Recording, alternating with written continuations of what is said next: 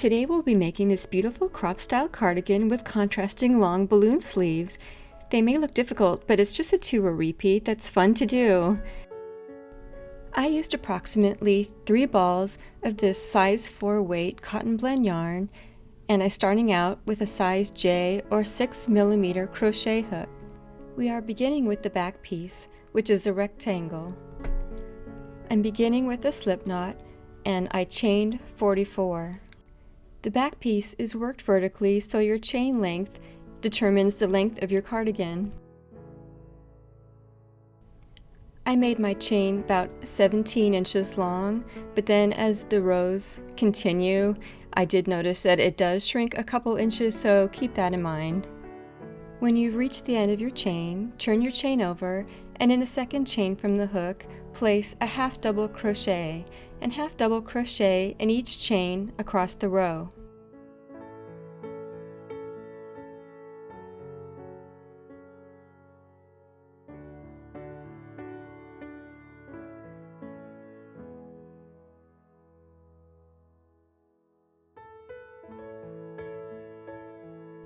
At the end of this row, chain 1 and turn. So if you'll notice, half double crochets have that top row of these, and then they have that extra loop in the front, which is called the third loop. So for row 2, we will be doing our half double crochets in that front loop, and half double crochet in the front loop to the end of the row.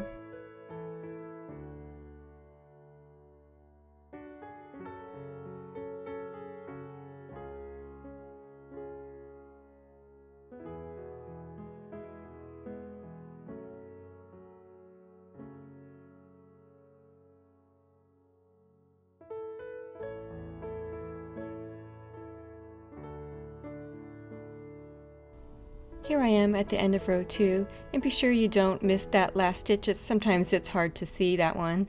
And then chain 1 and turn. And for row 3, we'll be placing our half double crochets in the back loop. So in that top row of these, it's that loop that's farthest away from you.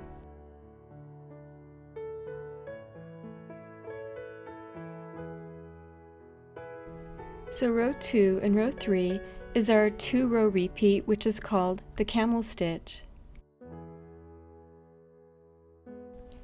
This technique gives a really pretty ribbed effect, which looks a lot like knitting.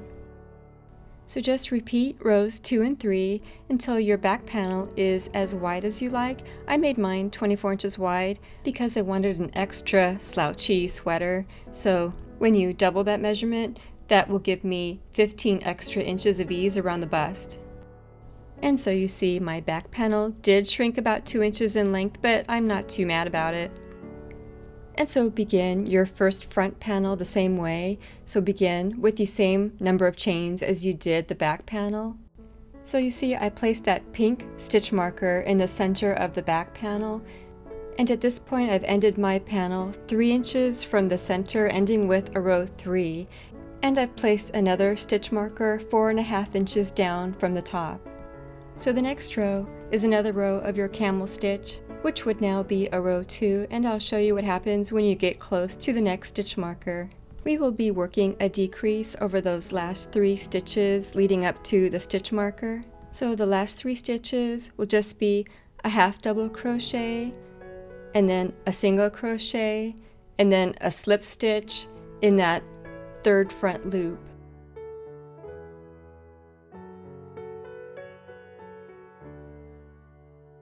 And now turn your work to the left without a turning chain. Skip the first stitch, which was your slip stitch, and slip stitch into the back loop of the single crochet stitch you created. And single crochet into the next stitch, and half double crochet into the next stitch, and continue your half double crochets as normal.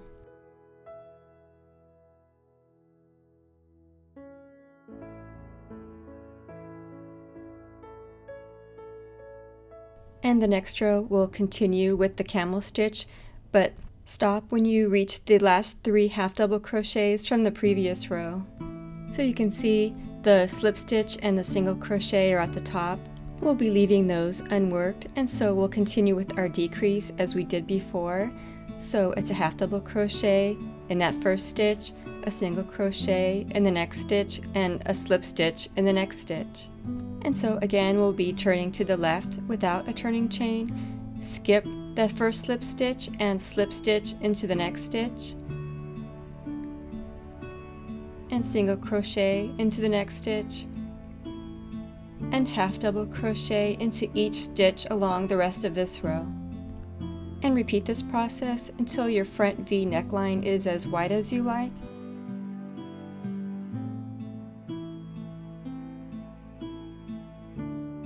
I recommend stopping about a ½ inch from the center line of the back panel because you'll be adding a 1-inch band at the front later.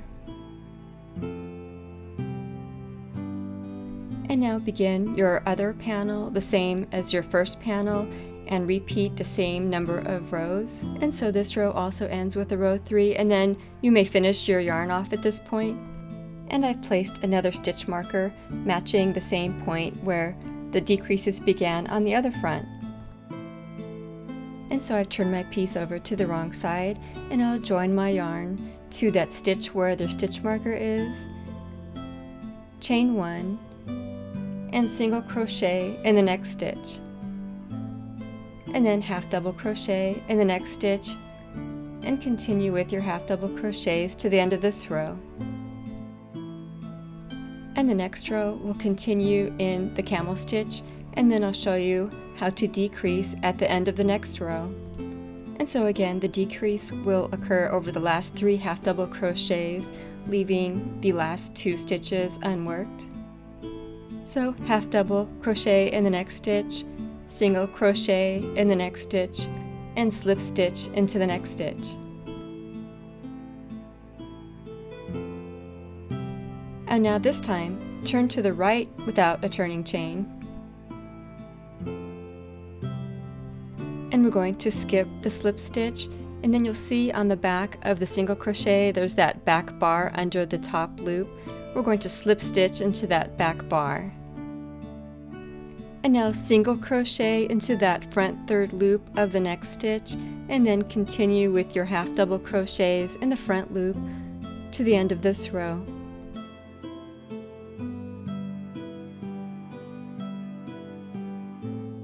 And now continue in the same way, making your decrease in those last 3 half double crochets until this piece measures the same as your other front.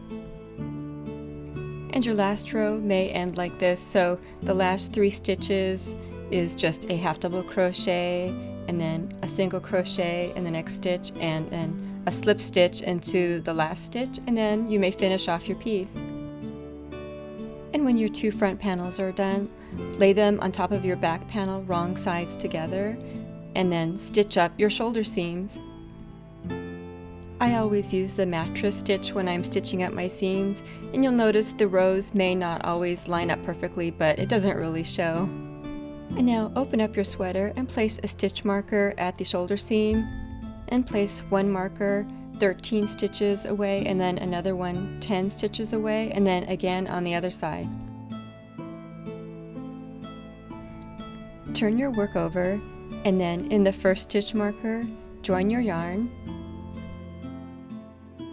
chain 1 and half double crochet in the first stitch, and half double crochet in each stitch until you get to the next stitch marker. Oh, and we're placing our stitches in both loops this time. And this edge happens to be the starting chain row, so the stitches are a little difficult to get into.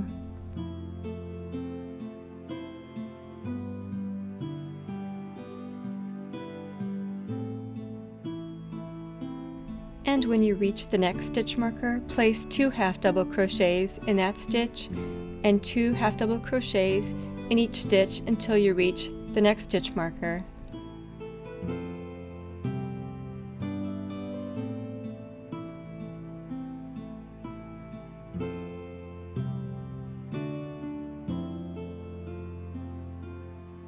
And so again, it's 2 half double crochets in each stitch in this section, and when you reach the next stitch marker, there's just 1 stitch there, And beyond the center stitch marker, there's 2 half double crochets in that section, and the last section just 1 half double crochet in each stitch. You should then have a total of 73 half double crochets, which is a multiple of 4 plus 1. And now I've turned my work without a turning chain, and the first stitch is a chainless double crochet, which is a single crochet, turn it to the side, and in those 2 side loops, place another single crochet.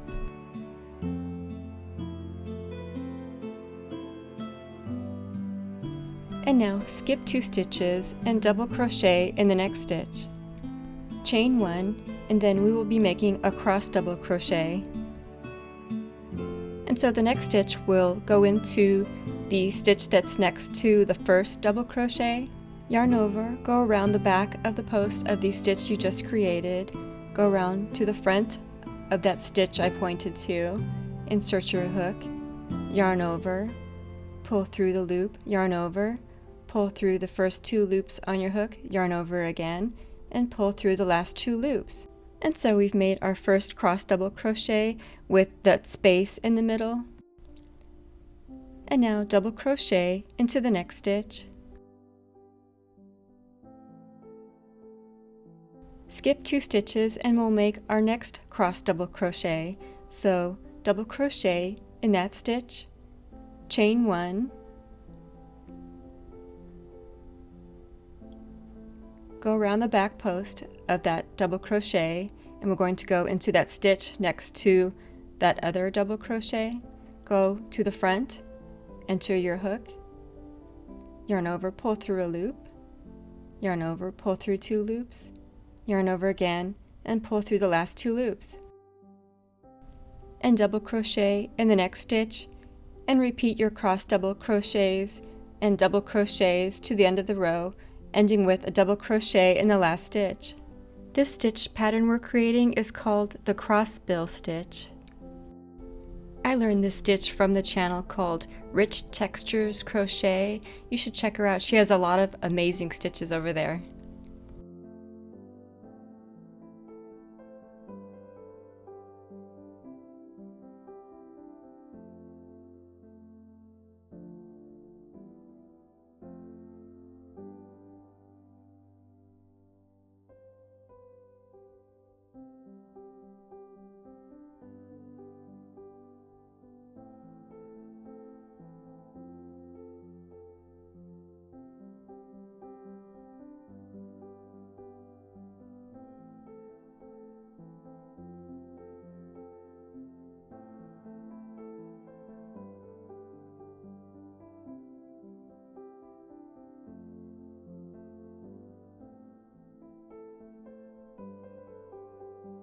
Now turn your work without a turning chain and chainless double crochet into the first stitch.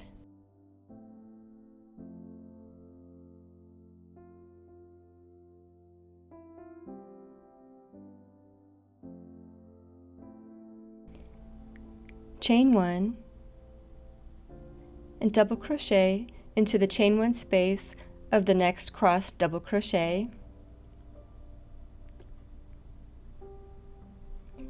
And skip 2 stitches and double crochet into that first leg of the next cross double crochet.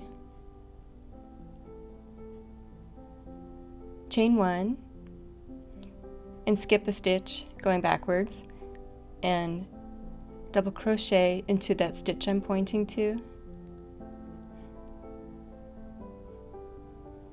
and repeat by double crochet in that chain 1 space of the next cross double crochet, and repeat to the end of the row.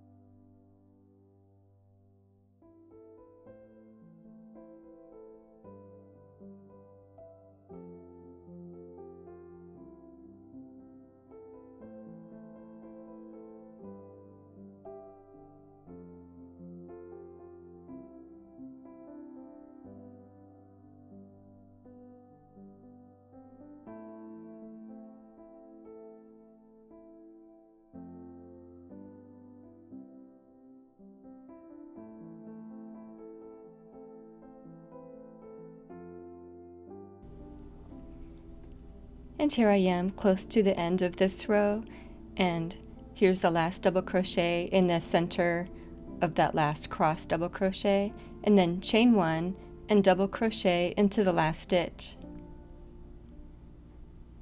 And then turn without a turning chain and chainless double crochet into the first stitch.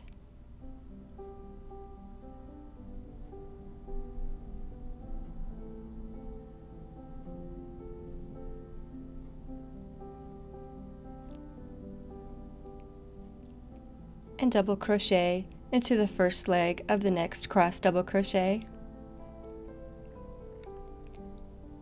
Chain 1, and then double crochet into that first chain 1 space going behind the post of that double crochet.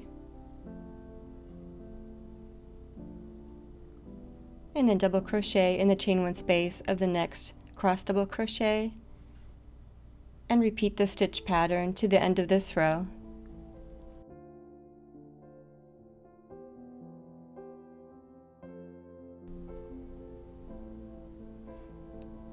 And you'll end this row with your last cross double crochet. That first leg goes into that last chain 1 space, and then the second leg goes into that back leg of the previous cross double crochet, and then end with the double crochet in the last stitch.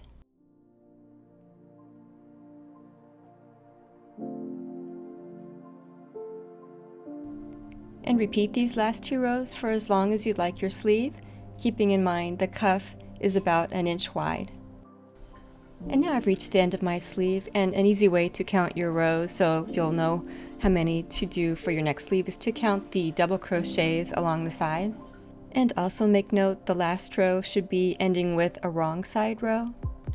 And now for the cuff, I grabbed a smaller hook, a size I or 5.5mm crochet hook, and then chain 1 and turn. And we are going to make a half double crochet 3 together over the first 3 stitches, and the chain 1 space counts as a stitch. So yarn over, insert your hook into the first stitch, yarn over, pull through a loop, yarn over again, insert your hook into the chain 1 space, yarn over, pull through a loop, yarn over again, insert your hook into the next stitch, yarn over, pull through a loop, and then pull through all the loops on your hook.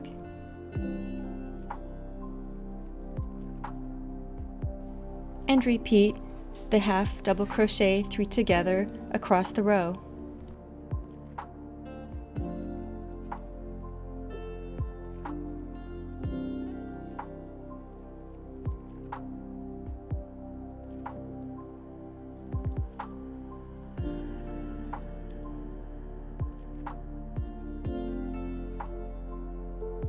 And here is my last half double crochet 3 together at the end of the row.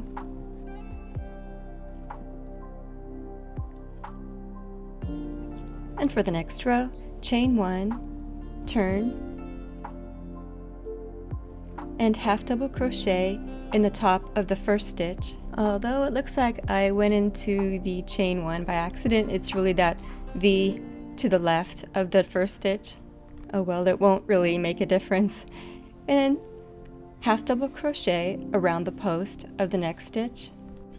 And the next stitch will be going around the back, so yarn over, insert your hook from the back, go around the front, pull through a loop, and then pull through all the loops on your hook. And then just repeat your front post and back post half double crochets to the end of this row.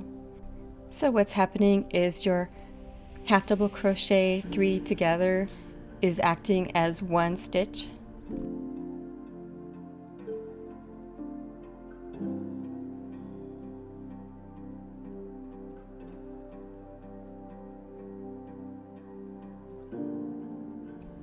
And your last half double crochet will go into the top of the last stitch.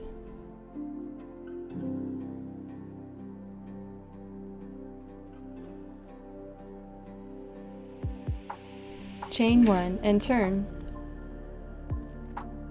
And for the last row of this cup, we'll be making a single crochet in the first stitch and single crochet around the back post of the stitches that pop to the back, and single crochet around the front post of the stitches that pop to the front.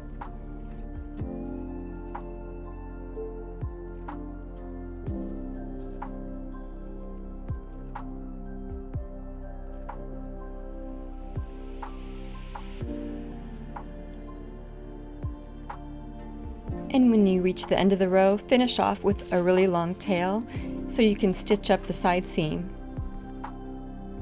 So fold your cardigan as shown, and with your tail, go ahead and stitch the underarm and side seam.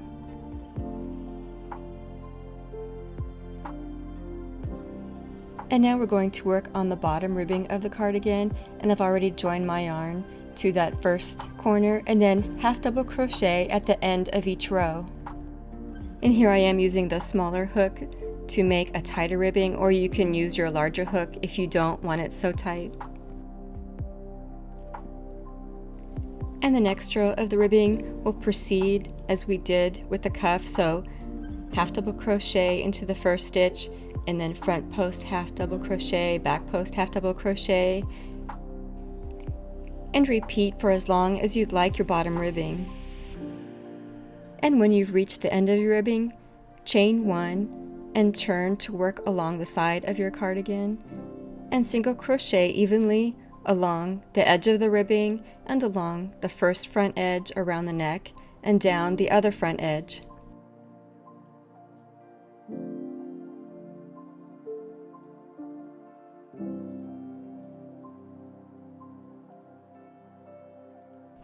And when you reach the end of this row, chain 1, turn, and make another row of single crochet in each stitch.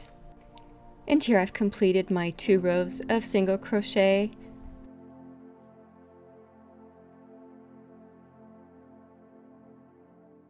And I've laid my buttons out where I'd like them, and I've placed stitch markers at the bottom of each button, making sure they're evenly spaced.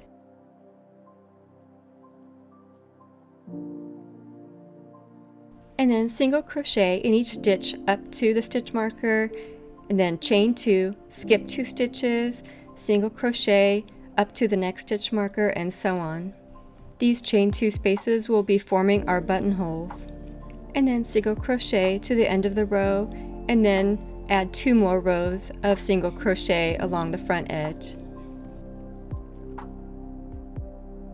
And here's my front band and buttonholes all complete. And for the finishing touch, lay your buttons underneath the holes and stitch them in place. And if you need a little extra help, I will be posting the written pattern on my website at fastkittycrochet.com. I hope you enjoy making your beautiful one-of-a-kind cardigan, and I hope you join me again next time for another fun project.